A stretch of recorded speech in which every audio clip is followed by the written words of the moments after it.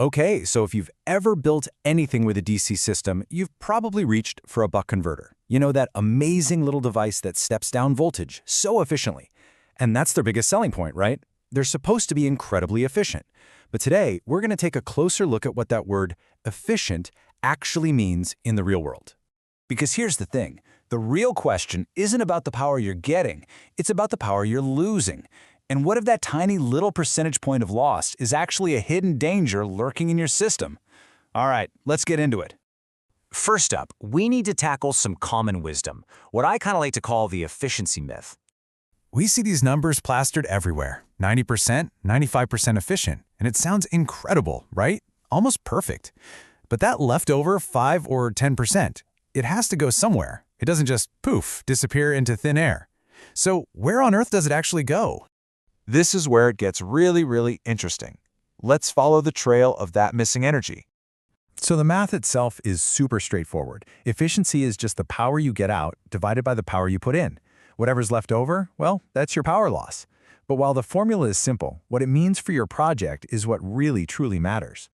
That loss isn't just some abstract number on a datasheet. Nope, it takes on a very real, very physical form. And this is the absolute key. Every single watt of power that's lost gets turned directly into thermal energy, heat. That 5 or 10% isn't just wasted power, it's basically an unwanted space heater that's running full blast inside your electronics. And this can add up scary fast.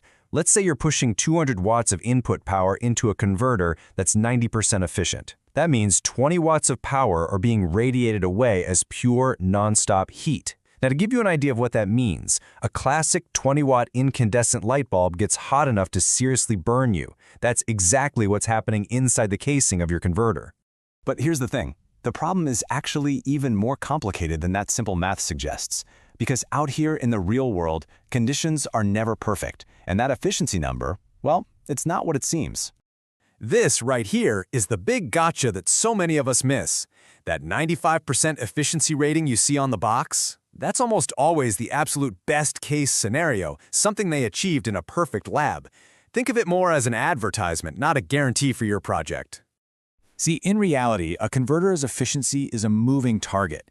It's constantly fluctuating based on how much current your device is drawing, the temperature around it, the voltage you're feeding it, and of course, just the basic build quality of the components.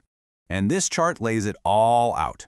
If you're running at a really low load, the converter's own internal circuits are using up a big slice of the power, which makes it inefficient. But if you push it to its absolute maximum rated load, the efficiency just falls off a cliff as the components strain and heat losses go through the roof.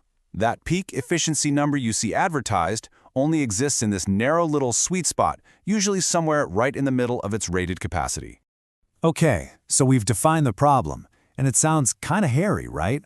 Well, the good news is you can absolutely design your system to be smarter, safer, and a whole lot more efficient. So here are 5 things you got to do. First, size your converter correctly.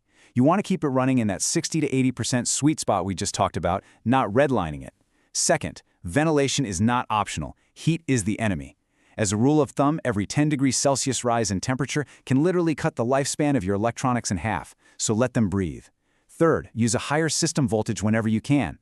Higher voltage means lower current for the same amount of power, and lower current means way less heat loss. Fourth, and this is a big one, invest in quality. A cheap converter with a fake rating and a tiny heatsink is just a fire waiting to happen. And finally, just use the good old-fashioned touch test. If a component is too hot to comfortably keep your hand on, it's running too hot, its efficiency stinks, and its life is getting shorter by the minute. And all this talk about managing heat, well, it brings us to the most critical point of all, safety. If you only take one thing away from this whole explainer, please let it be this. We have to stop thinking about efficiency loss as just some wasted electricity. We need to start thinking of it for what it is, unwanted and potentially very dangerous heat.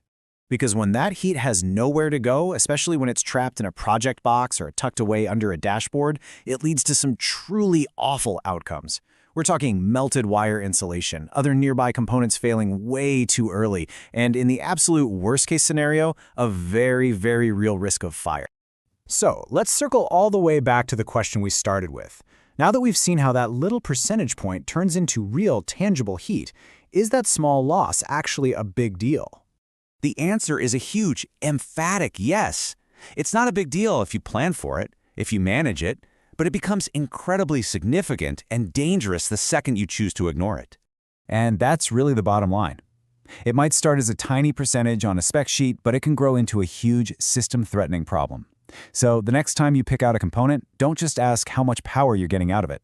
Ask yourself, where's the rest of it going?